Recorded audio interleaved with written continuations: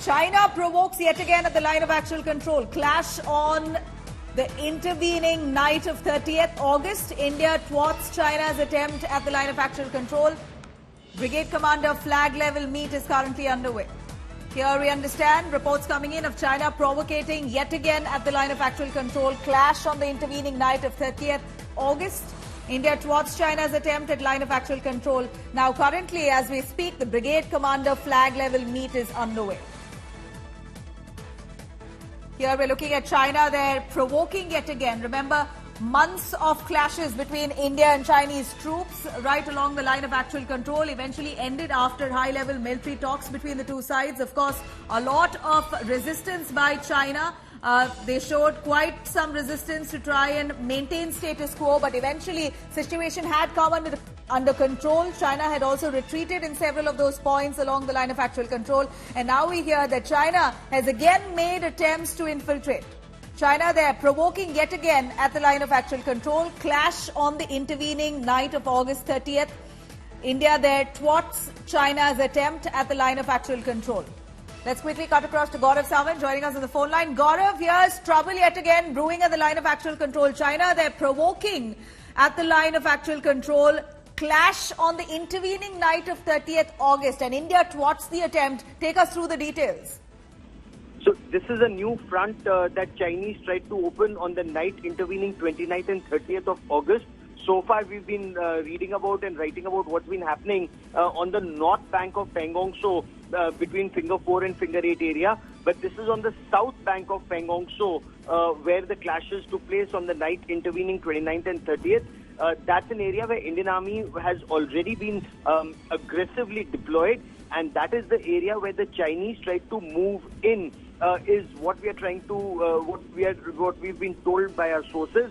They tried to move in terms of establishing a camp in what is very clearly Indian territory and not disputed territory. So the Chinese tried to come in. The Indians were ready and they pushed the Chinese back in this area. And this was the Chinese attempting to open a new front, Nabila.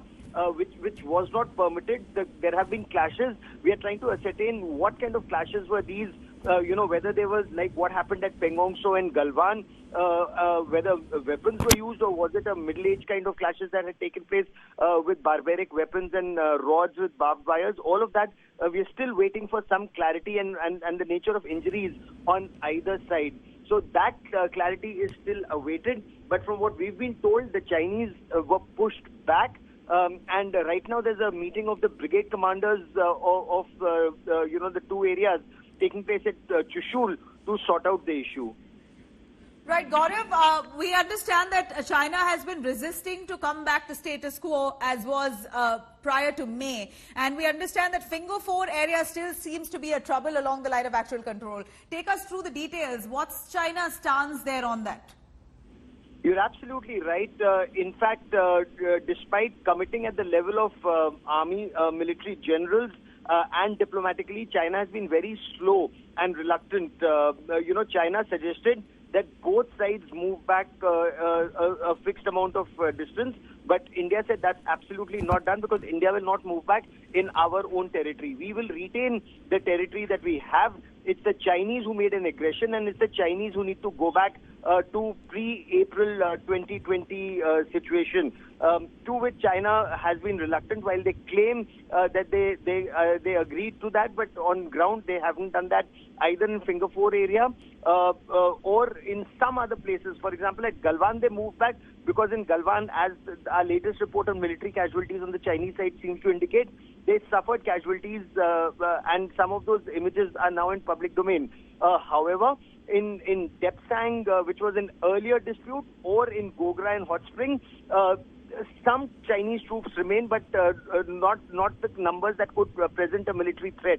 However, in the rear area, the Chinese still have two divisions that are still deployed, and until those divisions go back, Nabila, the situation along the line of actual control in Ladakh remains very tricky, where India is also extensively deployed and aggressively deployed in certain other areas. So it is not as if China has India on the defensive, but both armies are aggressively deployed, and it's for China, as External Affairs Minister S. Jaishankar said, we don't know why China is doing this. They need to realize whatever they are trying, perhaps they will not succeed.